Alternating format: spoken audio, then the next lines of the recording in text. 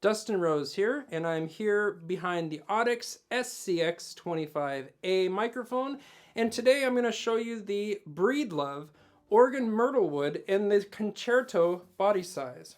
Let's unwrap everything I just said. So first off, it's Breedlove. It's a Breedlove made in Bend, Oregon. It's about 2.5 hours away from where I am right now. I've been there many times. I'm actually a Breedlove artist, and I love Breedlove.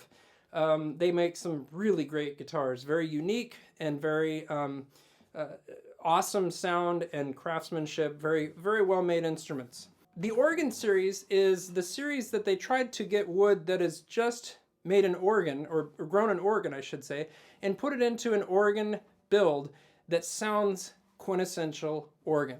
And the first thing they did was the back and the sides are this wood called Myrtle Wood. And Myrtle Wood is grown on the southern Oregon coast. I don't know if you can see the side there and the back. It's just beautiful wood, very well figured. And the cool thing is that no piece is exactly the same. I know they say that with Sitka and rosewoods and stuff like this, but every single Myrtle Wood guitar I've ever heard or seen has a very distinct design on them. Anyway, so Myrtle Wood is grown on the southern Oregon coast, northern California coast, but primarily in Oregon. And they source it. It's sustainable. It is plentiful, and they harvest it they manage it very well down there. And Breedlove has found a way to voice it so that it's a very, very good tone wood, very good, an excellent tone wood. And what makes this one a little bit different than the other Oregon guitars is that this one has a Myrtle Wood top as well. And the Myrtle Wood top is totally different. In fact, when I was talking with the Breedlove guys, and I said, I really want, a different sound. I want a different thing. I want this and that. And I was explaining it to them over the phone, and they said, well, we have this new thing that you might like. And this was it. What it is the Myrtle Wood top gives it a strength.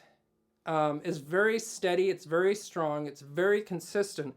And it's very bold. And it's also extremely clean. When they built this, they developed this new body shape, which is the concerto. They wanted to have something that was a lot like a dreadnought, but less undesirable frequencies, I guess, for lack of better terms. So when you have a dreadnought, you get a lot of woofy, you get a lot of bass, you get just a lot of everything. And with the concerto, what they tried to do was find a way that they could only get the desirable frequencies coming out of the sound hole. If you notice, it's a little bit smaller sound hole. That is the design of the concerto. They also have the hips right here come in a little bit more than a typical dreadnought.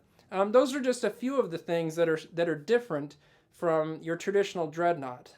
So you get a lot less frequencies that are harsh. You get the good, pleasant frequencies coming out. It's also not as loud as most dreadnoughts. Because the sound is a little bit more focused, but it's still full.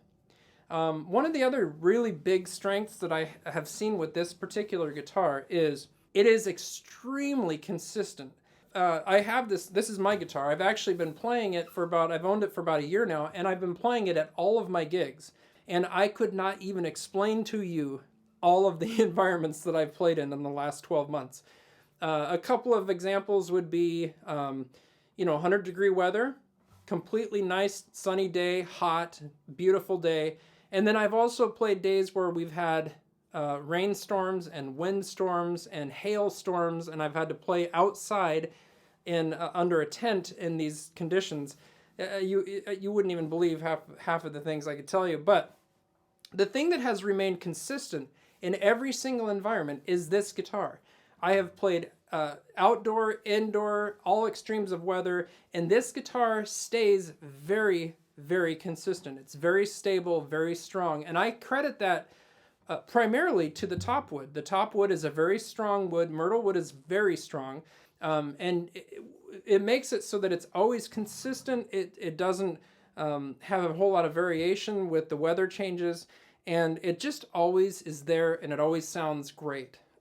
Another thing that's really good about this is that this particular shape and the wood structure, the wood choices that they've used on it, make it a very, very good guitar to mic up. So if you have pickups that you want to put in this thing and you want to blast it out really, really loud for a bigger venue, or you have a big band that you're playing with, like a bluegrass band or a bigger type of band that you're using this with, you can mic this thing up with all different types of pickups, and it's a really good platform for those types of applications. So if you've got a lot of electronics that you want to pump into it, and you want to use this to process the sound and put like delays and reverbs and choruses and all sorts of effects, this is a great platform for that because it's so clean and it's so strong and it's so consistent.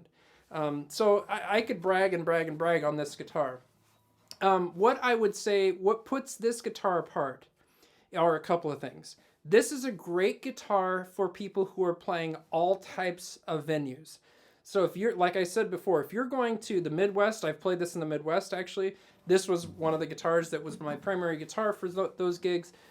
If you're going to play on the coasts, if you're going to play in the heat, in the rain, I mean, I obviously would want to be covered, but the humidity, high humidity, low humidity, if you're going to be playing in a lot of different venues, inside, outside, this is a great, solid guitar for you.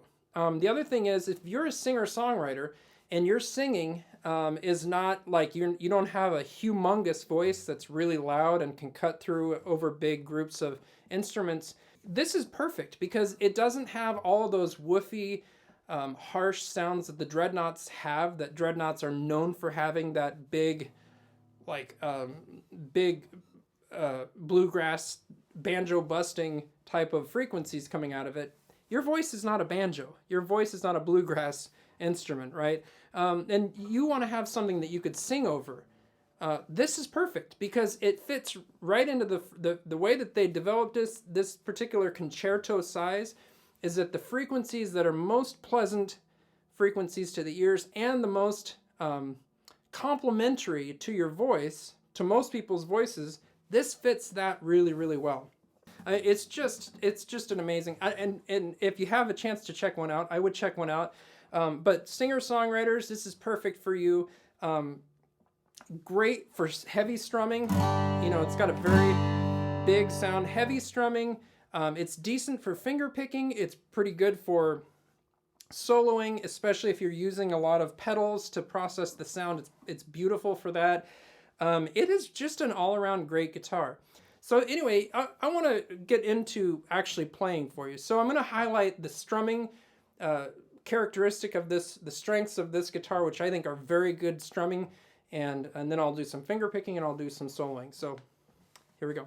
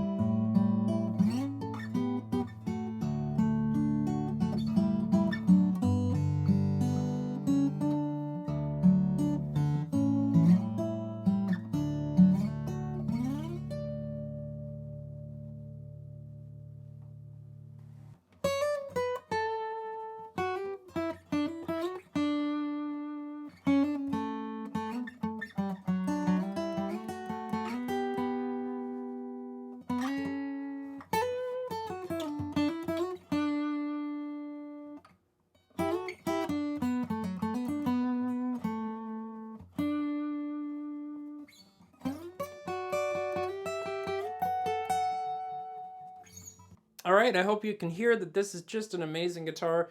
It's very visually stunning. And like I said before, Myrtle Wood is one of those woods that it's basically every guitar is a one-of-a-kind piece of art, visually and even tonally as well. But visually speaking, I mean, each one of these guitars is just amazing. It's got its own personal look to it.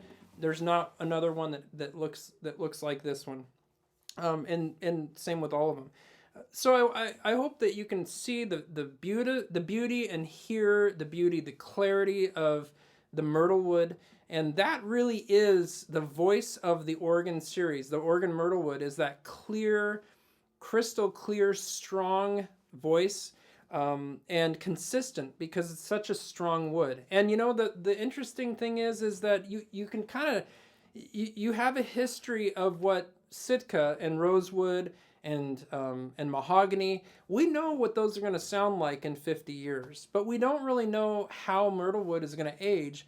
At least I haven't really been aware of what it's going to sound like in 20 or 30 or 40 years. But it's just going to be an amazing journey to watch and listen as these guitars age and hear them mature and break in and just become the guitars that they're going to become. But really, Breedlove is on the cutting edge of using myrtle wood. And again, this new body shape, which is the concerto, and it's going to be an exciting thing to watch this guitar mature. And if you are a singer-songwriter, or if you are a worship leader, or if you are someone who needs a strong, clear-sounding, very consistent guitar, check out the Oregon Myrtle Wood by Breedlove. They come in 3 different sizes. They have the biggest, which is the concerto. They have the concert, which is this size, and they have the concertina, which is the size of a parlor. It's replaced their parlor size. And that's a parlor, so it's not exactly the same, but it's pretty close. And I'll demo that one pretty soon in a future video. But I hope this gives you a little bit of an idea of what the Oregon Myrtle Wood Concerto is like by Breedlove. I'm Dustin Rose, and if you have liked any of the songs that I've used to demo this guitar, you can find it on streaming platforms or anywhere else you enjoy your music. And you can also check out my website at dustinrose.com. And if you'd like to stay in touch with me and hear and watch my future demos, subscribe to the channel. You'll also get some of my original songs and performances and music videos along the way. And I hope that you stay in touch. God bless.